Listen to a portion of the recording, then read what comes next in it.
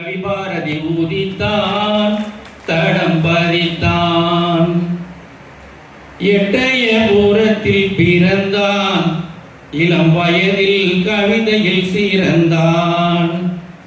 கேட்போர் மனமே உருகிடவே கவி மலையேதர் கருமேகம் என்றானான், சுயம்பானான்.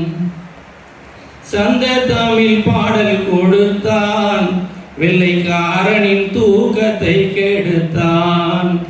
சொல்லை எடுத்தே தனதெதிரே ஒரு படையே படம் அறவே கவி படித்தான், செயல் முடித்தான். ஞான தமிழ் மகன் பாட்டு நாளும் மக்கள் இதை கேட்டு தங்கள் அறியா நிலை கடந்தே ஒரு அழியா நிலை பெறவே வழி செய்தான், மடம் கொய்தான். நன்றி, வணக்கம்.